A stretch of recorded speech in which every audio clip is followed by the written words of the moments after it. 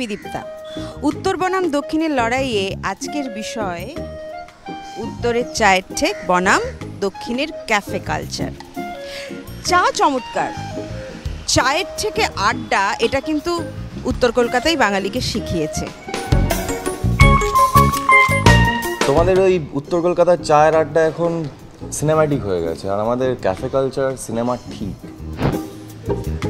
ইন্দ্র, যতই তুই চা ক্যাফে ক্যাফে করে, এখনো বাঙালির ঐতিহ্য কিন্তু এই চা ঘরেই আটকে। এইখানকার একটা আড্ডার একটা অন্য গুরুত্ব আমি সবসময় অনুভব করি আর কি। যেখানে আমাকে কেউ এসে বিরক্ত করবে না, কেউ এসে জিজ্ঞেস করবে না ভাইটি কেমন আছো, কোন ক্লাসে পড়ছো, সেই জায়গায় আমার মনে হয় ক্যাফের সব থেকে বড় প্লাস পয়েন্ট। চায়ের চুমুকে আড্ডা গড়াবে এক টেবিল থেকে আর এক টেবিল, তবেই না চায়ের কাপে তুফান তুলবে বাঙালি। এটা থাকে না জেন্ডার বায়াসনেস, যেটা থাকে যে আড্ডা মানে হচ্ছে চায়ের আড্ডা মানে হচ্ছে ছেলে, সেটার জন্য মেয়েদের জন্য ওরা প্রেফার করে ক্যাফেটেরিয়া। গসিপ হোক কিংবা ইভেন পড়াশোনার ক্ষেত্রে আমরা প্রেফার করি ক্যাফে। চায়ের কাপে তুফান তুলতে গেলে উত্তর কলকাতায় আসতে হবে, দক্ষিণ কলকাতায় এই তুফান হয় না।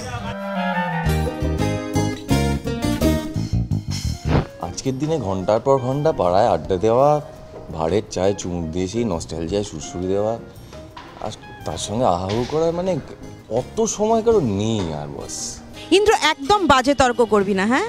তোকে কে বলেছে যে আজকের জেনারেশনের ছেলেমেয়েরা চায়ের আড্ডায় ইন্টারেস্টেড নয়?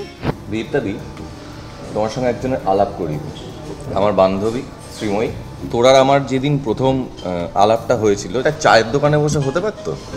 প্রথমত তোর সাথে আমার আলাপ হয়েছিল দুপুরবেলা।